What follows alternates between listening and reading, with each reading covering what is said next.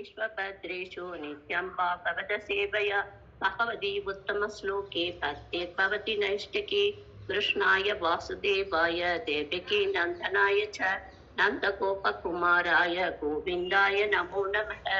नमः पंकजनाभाय नमः पंकजमालिनी नमः पंकजनेत्राय नमस्ते पंकजांग्रिये।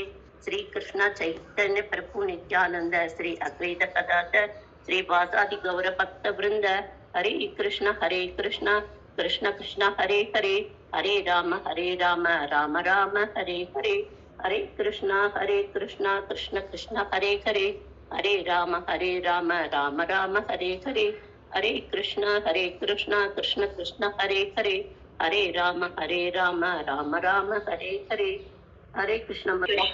பக்தர்களுக்கும் என்னுடைய பணிவான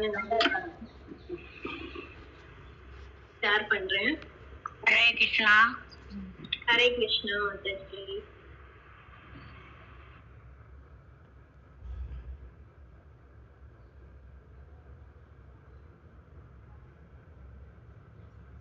ஓம் நமோ பகவதே வாசுதேவாய. ஓம் நமோ பகவதே வாசுதேவாய. ஓம் நமோ பகவதே வாசுதேவாய. उक्षेपणं गर्भगतस्य पादयो किं कल्पते मातुरधोक्षजागसे किम् अस्ति नास्ति व्यपदेशभूषितं तवास्ति कुक्षे कियतः अनन्त. हरे कृष्ण. आनंद சொல்லவா? उत्तेक्षपनं कर्पकतश्च पातयोः किं कल्पते मातुरधोक्षजागसे किम् अस्ति नास्ति दिव्यपद्देश पूजितं तवास्ति कुशेष कियति अनन्तः. மீனிங் படிக்கலாமா அப்போ? ஓகே, யாராவது ரீட் பண்ணுங்க word to word meaning. Okay. ஓம் நமோ பகவதே வாசுதேவாய. ஸ்ரீல பிரபுபாத் கி ஜெய். ஹரே கிருஷ்ணா. உட்சேபனம் உதைத்தல், கர்ப்பகதஸ்ய கர்ப்பத்தில் இருக்கும் குழந்தை, பாதயோகோ பாதங்களினால், கிம் என்ன, கல்பத்தே என்னவாகும், மாதுகு அன்னைக்கு, அதோட்சஜ ஓ உன்னதமான பகவானே, ஆகசே ஒரு குற்றம், கிம் என்ன, அஸ்தி அது இருத்தல், ந அஸ்தி அது இல்லாதிருத்தல், வியப்பதேச தீர்மானங்களினால், பூஷிதம் அலங்கரிக்கப்பட்ட, தவ உமது, அஸ்தி இருக்கிறது, குட்ச உதரத்தின் வயிறு, கியத் எவ்வளவு, அபி கூட, அன் அன் அன் அந்தக புறத்தே. ஹரே கிருஷ்ணா. மொழிபெயர்ப்பு யாராவது ரீட் பண்றீங்களா? நான் படிக்கட்டுமா மாதாஜி? படிங்க. ஹரே கிருஷ்ணா. மொழிபெயர்ப்பு பொருளையும் வழங்கி ஸ்ரீ பிரபுபாதாவிற்கு நன்றி. ஓ பகவான் அதோட்டகரே, தனது கருப்பையினுள் இருக்கும் குழந்தை தன்னை கால்களினால் உடைப்பதை ஓர் அன்னை குற்றமாக கருதுவாளா? பல்வேறு தத்துவ ஞானிகளால் உண்மை என்றும் பொய் என்றும் தீர்மானிக்கப்படும் எதுவும் உமது உதரத்திற்கு வெளியே இருக்கின்றதா? ஹரே கிருஷ்ணா. ஹரே கிருஷ்ணா. தேங்க்யூ மாதாஜி. பொருளுரை. ஸ்ரீல பிரபுபாதா இஸ்லோகத்தினை முழுமுதல் கடவுள் கிருஷ்ணர் என்னும் நூலின் பாகம் 1 அத்தியாயம் 14 பின்வருமாறு விளக்குகிறார். அதனால் பிரம்மதேவன் தன்னை தனது அன்னையின் கருப்பையில் இருக்கும் குழந்தையோடு ஒப்பிட்டு கொண்டார். கருப்பையினுள் இருக்கும் குழந்தை தனது கைகள் மற்றும் கால்களினால் தனது அன்னையின் வயிற்றில் உதைத்தால் அதனை குற்றமென்று அதன் அன்னை கருதுவாளா? சோ இப்ப இங்க பார்த்தோம்னா பிரம்மா நிறைய எக்ஸ்கியூஸ் கேட்கறதுக்கு நிறைய விஷயத்த சொல்லி அவர் எக்ஸ்கியூஸ் கேட்கிறாரு. அவர் தப்பு பண்ணிட்டாரு இல்லையா, அதுக்காக அவர் நிறைய இந்த மாதிரி விளக்கங்களை எல்லாம் சொல்லி அவரு எக்ஸ்கியூஸ் கேட்டுட்டு இருக்காரு. இதுல இந்த ஸ்லோகத்துல பிரம்மா என்ன சொல்றாருன்னா, இப்போ ஒரு குழந்தை அம்மாவுடைய வயித்துல ஒரு 6 மாசம் இருந்ததுக்கு அப்புறம் அதுக்கு சில உணர்ச்சிகள் எல்லாம் வரும். அப்போ அந்த உணர்ச்சிகள் எல்லாம் வரும்போது அந்த அந்த கருப்பையில அந்த மலம் மூத்திரத்துல இருக்கக்கூடிய அந்த சின்ன சின்ன புழுக்கள் எல்லாம் இந்த குழந்தைய கடிக்கும் போது அது தாங்காம உதைக்கும் இல்லையா. அந்த உதைக்கும் போது அந்த அம்மா அதை நினைச்சு அவங்க குழந்தை ஆக்டிவா இருக்கு அப்படின்னு நினைச்சு சந்தோஷம் தான் படுவாங்களே தவிர அந்த குழந்தை மேல அவங்களுக்கு கோவம் வராது. சோ அது எதோட பிரம்மா ஒப்பிடுறாரு அப்படின்னு பார்த்தோம்னா, இந்த பிரபஞ்சம் இருக்கு இல்லையா, இந்த பிரபஞ்சமே வந்து பகவானுடைய அந்த பகவானுக்குள்ளதான் இருக்கு. பகவான் இங்க வயிறுன்னு சொல்றத வந்து இந்த பிரபஞ்சம் வந்து பகவானுக்குள்ளதான் இருக்கு. பகவானுக்கு வெளியில எதுவுமே இல்லை. எல்லாமே இருக்கக்கூடிய எல்லா அனைத்துமே பகவானுக்குள்ளதான் இருக்கு. நம்ம வந்து இன்னொரு லீலையிலயும் பார்க்கலாம். இந்த பகவான் வந்து வாயை திறந்து காட்டுவார் இல்லையா, மண்ணை தின்னதுக்காக யசோதம்மா வந்து அவங்கள வாயை திறந்து காட்ட சொல்லும் போது எல்லா பூலோகம் ஃபுல்லா எல்லா பிரபஞ்சமும் அவருடைய வாய்க்குள்ள இருக்கிறத பார்க்கலாம். அந்த யூனிவர்ஸ் வந்து வாய்க்குள்ள இருக்கிறத பார்க்கலாம். ஸோ அப்ப வந்து என்ன தெரியுதுன்னா, பகவானுக்குள்ளதான் எல்லாமே இருக்கு, அவருக்கு வெளியில எதுவுமே இல்லை அப்படின்ற விஷயம் நமக்கு நல்லா தெரிய வருது.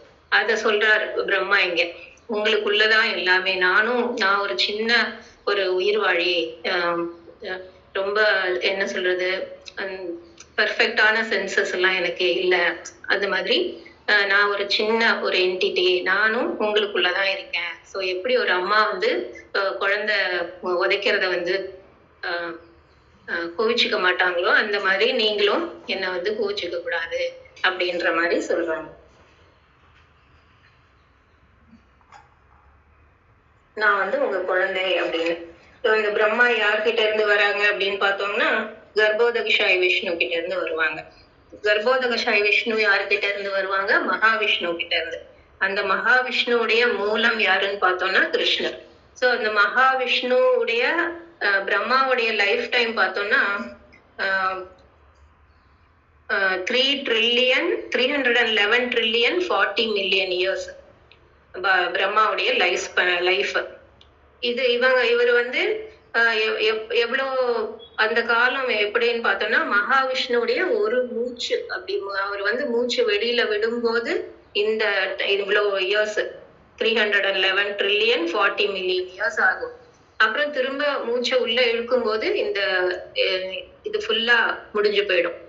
சோ கிருஷ்ணர்கிட்ட இருந்து வரக்கூடிய ஒரு அம்சமான மகாவிஷ்ணுவுக்கே இவ்வளவு சக்திகள் இருந்ததுன்னா, அப்ப கிருஷ்ணருக்கு எவ்வளவு சக்திகள் இருக்கும். கிருஷ்ணர் அவங்கள படைச்சவர். மகாவிஷ்ணுவே ஒரு அம்சம் தான், கிருஷ்ணருடைய ஒரு அம்சம். ஒரு அம்சமா இருக்கக்கூடிய மகாவிஷ்ணுவுக்கே ஒரு கலான்னு சொல்லுவாங்க. அவர்கிட்ட இருந்து வந்த கிருஷ்ணர்கிட்ட இருந்து வந்த மகாவிஷ்ணுவுக்கு இந்த அளவுக்கு ஒரு மகத்துவம் இருக்கு, உயர்ந்த இதெல்லாம் பண்ண முடியும் அப்படின்னா, அப்ப கிருஷ்ணருக்கு எவ்வளவு உயர்ந்தவரா இருப்பாரு அப்படின்றத நம்ம தெரிஞ்சுக்கிறோம். உண்மையில் அவள் அவ்வாறு கருத மாட்டாள். அதுபோல என்னதான் பிரம்மதேவர் மிக பெரியவர் என்ற போதிலும் அவரும் அவரை போன்ற எல்லா உயிர்களும் முழுமுதற் கடவுளின் கருப்பையிலிருந்தே தோன்றுகின்றன. பகவானது சக்தி எங்கும் வியாபித்திருக்கின்றது. அவரது சக்தி செயல்படாத இடம் அவரது படைப்பில் எங்கும் இல்லை. பகவானது சக்திக்குள்ளேயே எல்லாம் இருக்கின்றன. ஸோ அந்த நான் சொன்ன மாதிரி எல்லா விஷயமுமே பகவானுக்குள்ளதான் இருக்கு. வெளியில பகவான் இதுக்கு ஒரு வாட்டி சொல்லுவாரு, இந்த கிரியேஷன், இந்த படைப்பு உருவாகிறதுக்கு முன்னாடியும் நான் இருந்தேன், இப்பயும் இருக்கேன். இந்த படைப்பெல்லாம் பிரளயம் வந்து எல்லாம் அழிஞ்சு போனதுக்கு அப்புறமும் நான் இருப்பேன் அப்படின்னு சொல்றாரு. ஸோ அந்த அளவுக்கு பகவான் வந்து கிருஷ்ணர் உயர்ந்தவர். ஸோ அவரை நம்ம வந்து எப்படி புரிஞ்சுக்க முடியும்? ஆகையால் இப்பிரபஞ்சத்தினுள் பிரம்மதேவன் ஆயினும் அல்லது கோடான கோடி பிரபஞ்சங்களில் இருக்கும் கோடான கோடி பிரம்மதேவர்கள் ஆயினும், போன தடவை நம்ம பார்த்தோம் இல்லையா ஒரு வீடியோல, நிறைய பிரம்மாக்கள் வருவாங்கன்னு அதை சொல்றாங்க. கோடான கோடி பிரம்மதேவர்களாயினும் அனைவரும் பகவானின் ஆற்றலுக்கு உட்பட்டே இருக்கின்றனர். அதனால் தான் பகவான் அன்னையாகவும் அன்னையின் கருப்பையினுள் இருக்கும் அனைத்தும் அவளது குழந்தைகளாகவும் கருதப்படுகின்றன. கருப்பையினுள் இருக்கும் தனது குழந்தையை கால்களினால் உதைப்பதை ஒரு நல்ல அன்னை தவறாக எடுத்துக்கொள்ள மாட்டாள். இந்த மாதிரி பகவான் பிரம்மா வந்து ஒரு இமோஷனலா வந்து பிளாக்மெயில் பண்றாரு. நான் உன் குழந்தை இல்லையா, என்ன எப்படி நீ இதுவா நினைப்ப அப்படின்னு சொல்லி. அப்புறம் ஒரு ஹிந்தி பஜன் இருக்கு, அதுல வந்து இந்த இமோஷனல் பிளாக்மெயில்னா என்ன, ஒருத்தர் ரொம்ப தன் மேல அன்பா இருந்தாங்கன்னா அந்த அன்பை வச்சு அவங்கள மடக்கிறது, அந்த மாதிரி. ஸோ இந்த விஷயம் கூட எப்படி பிரம்மாக்கு வந்ததுன்னு பார்த்தா எல்லாமே கிருஷ்ணர் கிட்ட இருந்து தான் வந்திருக்கும். கிருஷ்ணர் வந்து ஒரு சமயம் எப்பயுமே வந்து அவர் எல்லார் வீட்லயும் போய் வெண்ணெய் திருடுவார் இல்லையா. அப்படி அந்த மாதிரி பண்ணிட்டு இருக்கும்போது அவர் நண்பர்கள்லாம் சொல்லுவாங்க, எப்பயுமே எல்லார் வீட்லயும் போய் வெண்ணெய் திருடுறோம்ல, இன்னைக்கு வந்து உன் வீட்டுல திருடலாம் அப்படின்னு சொல்லி சொல்லுவாங்க. அப்போ கிருஷ்ணருக்கு என்ன பண்றதுன்னு தெரியாது, எல்லாம் கேக்குறாங்களே வேற வழி இல்லை, சரி சரி அப்படின்னு சொல்லிடுவாரு. நான் யசோதை கிட்ட இருந்து தப்பிக்கிறது ரொம்ப கஷ்டமாச்சு அப்படின்னு நினைச்சுக்குவாரு. அப்போ இந்த மையா மோரே மேனே நகி மாக்குன்னு காயோ அப்படின்ற ஒரு பஜன்ல அப்போ இந்த மாதிரி வெண்ணெய் திருடும் போது அந்த கோபியர்கள்லாம் இருக்காங்க இல்லையா, அவங்க வந்து யசோதை கையை பிடிச்சிட்டு வந்து காமிப்பாங்க, பாரு உன் பையன் இப்படி வெண்ணெய் திருடுறான், நாங்கெல்லாம் சொன்னா நீ நம்பவே மாட்டியே அப்படின்னு சொல்லி சொன்னதும் கையும் களவுமா மாட்டிக்கிறாரு கிருஷ்ணர். அப்ப வந்து கிருஷ்ணர் வந்து யசோதையை பத்தி சொல்றாரு, என் அன்பான தாயே யசோதையே, நான் வெண்ணெயை திருடி சாப்பிடவில்லை. அதுக்கு என்ன ரீசன் சொல்றாருன்னா, எனக்கு டைம் இல்ல, விடியற் காலையில் பசுக்களின் பின்னே என்னை மதுவனம் ஆடு நோக்கி அனுப்பியவள் நீதானே. சோ காலையிலே அவர் போயிடுறாராம், விடியறதுக்கு முன்னாடியே பசுக்களை எல்லாம் மேய்க்கிறதுக்கு, இந்த சின்ன வயசுல பசுக்களை எல்லாம் மேய்க்கிறதுக்கு அவர் போயிடுறாராம். அம்மா கட்டி கொடுக்குற ஒரு சின்ன சாப்பாடை வச்சுட்டு காலையில இருந்து சாயந்தரம் வரைக்கும் ரொம்ப கஷ்டப்பட்டு பசுக்களை எல்லாம் மேய்ச்சிட்டு ரொம்ப டயர்டா ஈவினிங் வராராம். 4 ஜாமங்களும் நாள் முழுவதும் புல்லாங்குழல் ஊதுவதற்காக வம்ச மரத்தண்டில் அலைந்து திரிந்து விட்டு மாலை மங்கிய பிறகே நான் வீடு திரும்புகிறேன். சோ அவருக்கு டைமே இல்லையா அந்த திருட்டு வேலை பண்றதுக்கெல்லாம். அதுக்கு பிடிப்பட்டதுனால அவருக்கு இந்த மாதிரி சொல்றாரு, எனக்கு வெண்ணெய் திருடுறதுக்கு எல்லாம் எங்க டைம் இருக்கு அப்படின்றாரு.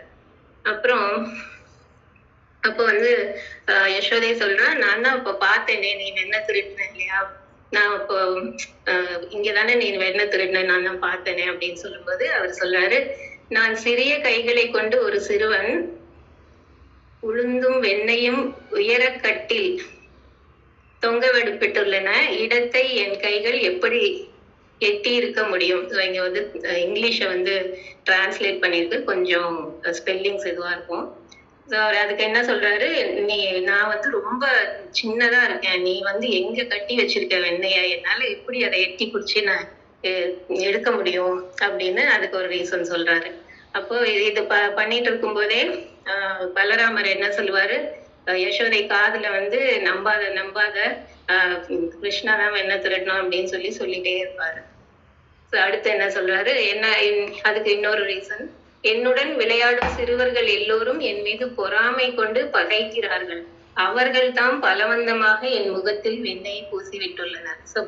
யசோதை சொல்றா, நீ வெண்ணெய் திருடலன்னா உன் முகத்துல எல்லாம் இப்படி இங்கெல்லாம் பூசி இருக்கே, அதுக்கு என்ன சொல்ற அப்படின்னு சொன்னதுக்கு சிறுவர்கள்லாம் கூட இருக்கிற அந்த கோபர்கள்லாம் வந்து இவர் மேல பொறாமையா, என்ன பொறாமைன்னு கேட்டா, இவர் வந்து இந்த திருட்டு பட்டம் எல்லாம் கட்டி அவரோட பேரை வந்து ஸ்பாயில் பண்ணிட்டா அவருக்கு யாரும் பொண்ணு கொடுக்க மாட்டாங்களாம். அதனால அழகான பொண்ணு எனக்கு வந்து மனைவியா வந்துட்டா அவங்களுக்கு எல்லாம் ரொம்ப இன்ஃபீரியரா ஃபீல் பண்ணுவாங்க, அதனால என் மேல இந்த சிறுவர்கள் எல்லாம் பொறாமைப்பட்டு என் மேல இதெல்லாம் பூசி உன்கிட்ட என்ன மாட்டி விட பாக்குறாங்க அப்படின்னு கிருஷ்ணா சொல்றாரு. அப்புறம் அதுக்கப்புறம் அப்பயும் நம்பவே இல்லை யசோதை, இல்ல நம்ம அதோட பலராமரும் சேர்ந்து நீ நம்பாதன்னு வேற சொல்லிட்டே இருக்காங்க. அப்போ இது எப்படியே அழுதுட்டு இவர் எல்லாம் சொல்றதை கேட்டு யசோதை வந்து ராணி இல்லையா, அவங்க வீட்டுல நிறைய பேரு கோபியர்கள்லாம் வேலைக்குள்ள இருப்பாங்க, சாமான் தேய்க்க செய்ய எல்லாம் நிறைய பேர் இருப்பாங்க. எல்லாரும் அவங்கவுங்க வேலையை விட்டுட்டு வந்து பாக்குறாங்க, இந்த மாதிரி கிருஷ்ணா வந்து இவ்வளோ மன்றாடி கேட்கறத. அப்போ என் தாயே, நீ மிகவும் அப்பாவி மனம் கொண்டவள், இவர்களின் பொய் வார்த்தைகளை உடனே நம்பிவிட்டாய், நீ வந்து அவங்க சொல்றதுதான் நம்புற, நான் சொல்றத நம்ப மாட்டேங்கிற அப்படின்னு ரொம்ப இது பண்ற. அப்புறம்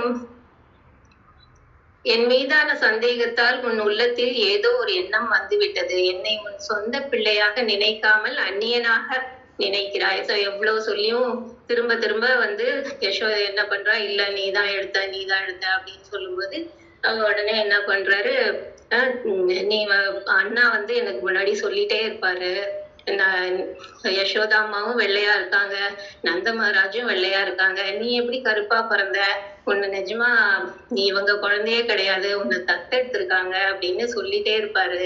அப்ப நான் நம்பவே இல்லை. இப்ப என் வீட்டுல நான் ஒரு ஒரு ஸ்பூன் வெண்ணெய் எடுத்து சாப்பிட்டதுக்காக என்னை இவ்வளோ கேள்வி கேக்குறீங்களா அப்படின்னு சொல்லி ஒரே அழுவாரு. சோ அத கேட்டதும் யசோதைக்கு ரொம்ப ரொம்ப கஷ்டமாயிரும் இந்த மாதிரி பேசினதும். உடனே அவ எல்லாரும் அழுவாங்க, கோபியர்கள் அழுவாங்க, யசோதை அழுவா, அப்புறம் எல்லா தேவர்கள் எல்லாம். இந்த தேவாதி தேவனுக்கு ஒரு சின்ன ஒரு கொஞ்சோண்டு வெண்ணெய் சாப்பிட்டதுக்கு அவரை போட்டு இப்படி பண்றாங்களே அப்படின்னு சொல்லி எல்லாரும் அழுவாங்களாம். அப்போ யசோதை மனம் இறங்கி, இல்ல இல்ல நீ வெண்ணெய் திருடல, நான் ஒத்துக்கிறேன் அப்படின்னு சொல்லி அவளை கிருஷ்ணரை போட்டு அனுப்பிச்சுக்கிறாங்க. அப்ப கோபியர்கள் எல்லாரும் சரி, இல்ல எங்க வீட்டுல வெண்ணெய் திருடல, பரவாயில்ல விடுங்க, எதுக்கு நீ இவ்வளவு கடுமையா நடந்துக்கிற கிருஷ்ணர் கிட்ட அப்படின்னு சொல்லி கோபியர்களும் எல்லாம் அப்படி சொல்லுவாங்க. அப்புறம் தான் சரின்னு அத ரொம்ப அணைச்சிட்டு ரொம்ப சமாதானம் படுத்தினதும் அப்போ கிருஷ்ணா நினைப்பாரு, சரி நம்ம வேலை முடிஞ்சது, இனி இப்படியே இருந்தா நம்மள கட்டிட்டு கொஞ்சிட்டே இருப்பாங்க, நம்ம போய் விளையாடணுமே அப்படின்னு சொல்லிட்டு, சரிம்மா நான் தான் திருடினேன், நான் ஒத்துக்கிறேன் அப்படின்னு ஆரம்பிப்பாரு அடுத்தது.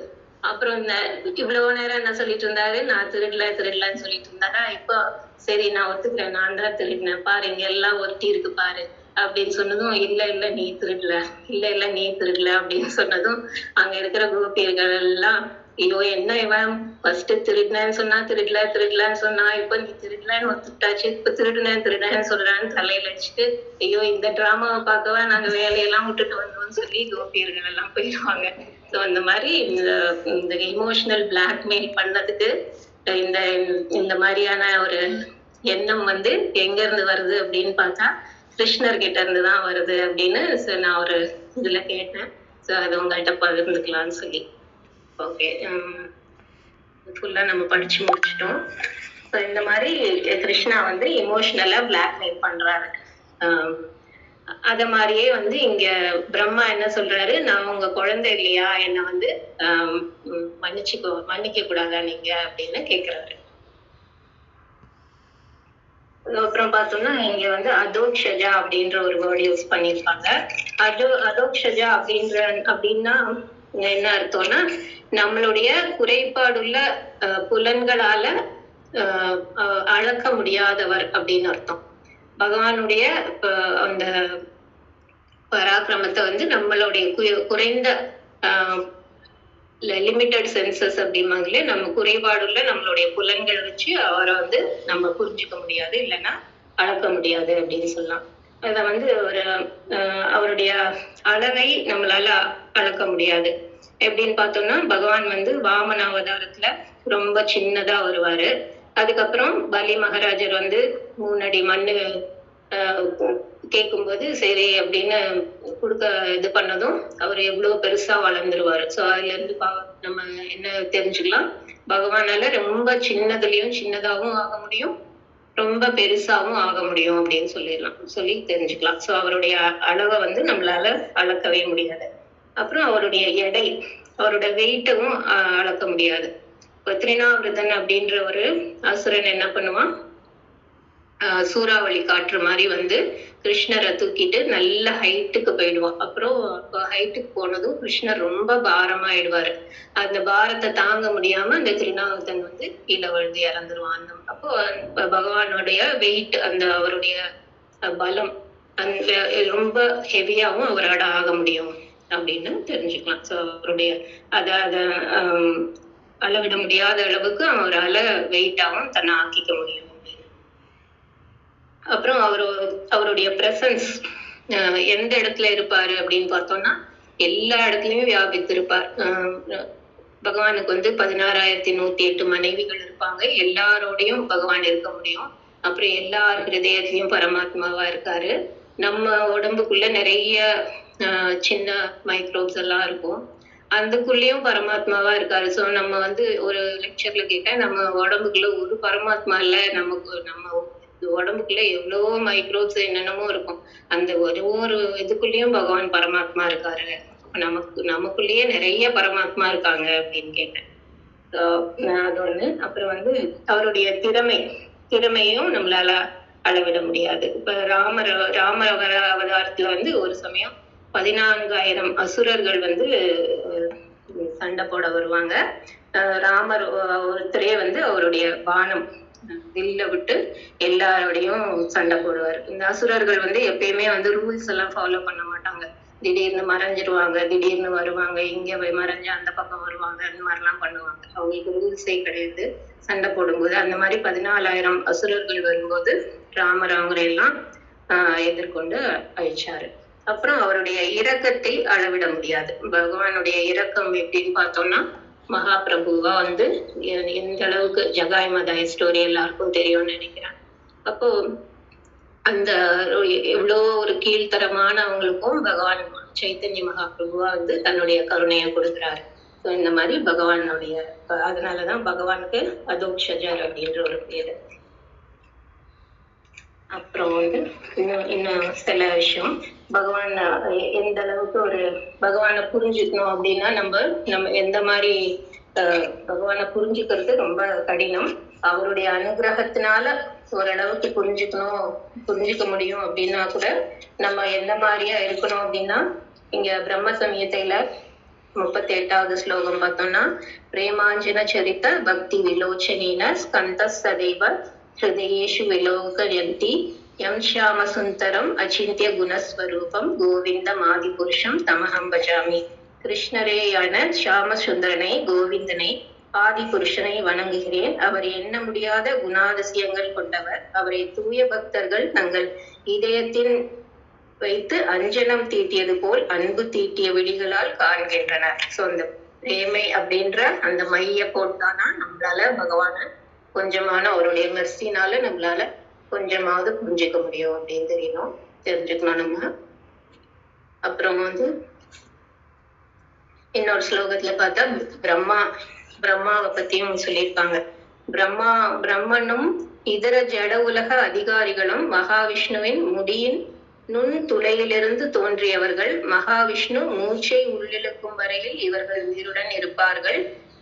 யாரின் அங்கத்தின் அங்கம் மகாவிஷ்ணுவோ அன்னவரை நான் வணங்குகிறேன். அவரே ஆதி புருஷர் கோவிந்தர். இப்ப நான் சொன்னேன் இல்லையா, மகாவிஷ்ணு கிட்ட இருந்துதான் கர்ப்போதகிஷாய விஷ்ணு வருவாரு, அவர்கிட்ட இருந்து பிரம்மா வருவாரு. அந்த விஷயம் சொல்லியிருக்கு. இதுவும் பிரம்ம சமீதை ஸ்லோகம் 48. யஷ்யைக நிஷ்வசித கால கதாவலம்பிய ஜீவந்தி லோம விலஜா ஜெகதண்டநாதா விஷ்ணுர் மகான்சா இஹ யஷ்ய கால விசேஷோ கோவிந்தம் ஆதி புருஷம் தமஹம் பஜாமி. ஸோ இதுல இருந்தெல்லாம் நம்ம பகவானுடைய அந்த எவ்வளவு மகத்துவம் படைத்தவர் அப்படின்னு, எவ்வளவு கிரேட் அப்படின்றத நம்ம தெரிஞ்சுக்கலாம். பகவானுடைய படைப்பும் பார்த்தோம்னா ரொம்ப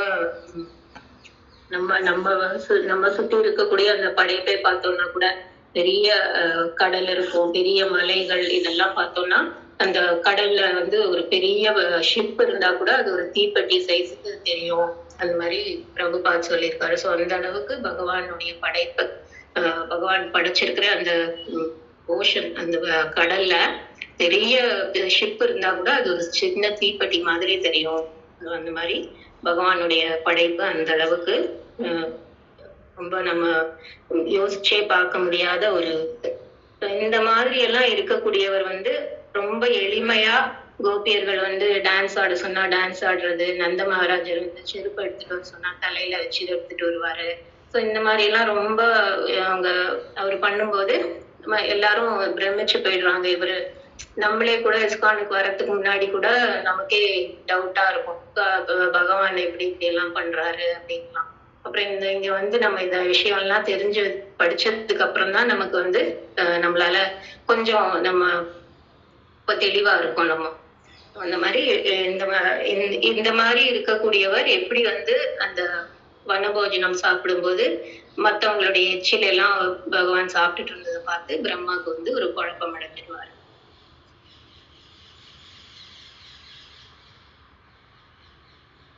அப்புறம் நம்ம வந்து இப்போ எப்படி பிரம்மா வந்து பகவான டவுட் பண்ணாரோ அந்த மாதிரி நம்மளுடைய ஸ்பிரிச்சுவல் மாஸ்டர், நம்மளுடைய குருவை வந்து நம்ம சாதாரண மனிதனா நம்ம நினைக்க கூடாது அப்படின்ற ஒரு மாரலையும் நம்ம இங்க எடுத்துக்கணும். பிரம்மா வந்து பகவானை புரிஞ்சுக்கல இல்லையா, பகவான் அவ்வளோ உயர்ந்தவர் அப்படின்னு தெரிஞ்சும் அவரு ரொம்ப சிம்பிளா ஹம்பிளா இருந்ததை பார்த்து அவருக்கு டவுட் வந்துச்சு இல்லையா. சோ அந்த மாதிரி நம்மளுடைய ஸ்பிரிச்சுவல் மாஸ்டர் வந்து நம்ம டவுட் பண்ணக்கூடாது. அவர் ஒரு சாதாரண மனிதர் அப்படின்னு நம்ம டவுட் பண்ணக்கூடாது. நம்ம வந்து எப்பயும் ரொம்ப பணிவா இருக்கணும். அதாவது ஒரு புள்ளை மாதிரி நம்ம பணிவா இருக்கணும் அப்படின்ற ஒரு விஷயத்த நம்ம மனசுல வச்சுக்கணும். அந்த பணிவு இருந்தாதான் நம்மளால சரியா நம்மளுடைய ஸ்பிரிச்சுவல் மாஸ்டருக்கு வந்து நமக்கு கொடுக்க வேண்டிய அந்த மரியாதையை கொடுக்கறதுக்கெல்லாம் நமக்கு அந்த மாதிரி ஒரு எண்ணம் எல்லாம் நமக்கு வரும். அவர் ஒரு சாதாரண மனிதரா நம்ம நினைக்க மாட்டோம். அவர் வந்து கடவுளுடைய பிரதிநிதி. கடவுள் தான் எனக்கு இவரை குருவா அனுப்பியிருக்காரு அப்படின்ற ஒரு எண்ணம் நமக்கு வரும்.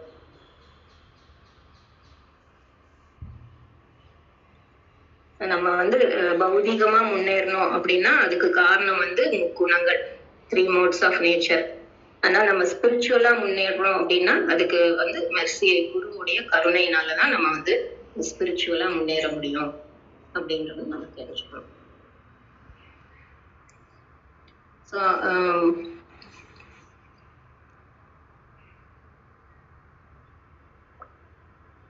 நம்ம வந்து நம்ம கூட எது நம்மளோட பக்கத்துல வந்தாலும், நம்மளோட கனெக்ஷன்ல வந்தாலும் நம்ம எல்லாத்தையுமே அளந்து பார்க்கக்கூடிய ஒரு மனநிலையில நம்ம இருப்போம் எப்பயுமே. இப்போ சயின்டிஸ்ட் எல்லாம் பாத்தீங்கன்னா மைக்ரோஸ்கோப் வச்சு சின்ன விஷயத்த அளப்பாங்க, அப்புறம் டெலஸ்கோப்பை வச்சு பெரிய விஷயத்த, எதுவா இருந்தாலும். இப்ப நம்மளுமே வந்து யாரோடையாவது நம்ம பழகுறோம், இது பண்றோம் அப்படின்னா அவங்க வந்து எந்த அளவுக்கு கம்பேர் பண்ணி பாக்குறது, அளந்து பாக்குறது. சில சமயம் நீ யாரு, நான் யாருன்னு தெரியுமா உனக்கு அப்படின்னு எல்லாம் பேசுவோம்ல. அப்போ அந்த அளந்து பாக்குறது, யாரோட பழகினாலும் இது எது மனிதர்கள் தான் இல்ல, எந்த விஷயமா ஆனாலும் நம்ம வந்து கம்பேர் பண்ணி அளந்து பார்ப்போம். ஸோ அந்த ஒரு டெண்டன்சி வந்து நமக்கு இருக்கக்கூடாது. அது அப்படி இருந்துச்சுன்னா நம்ம மாயையில இருக்கோம் அப்படின்னு அர்த்தம் அப்படின்றதையும் தெரிஞ்சுக்கிறோம்.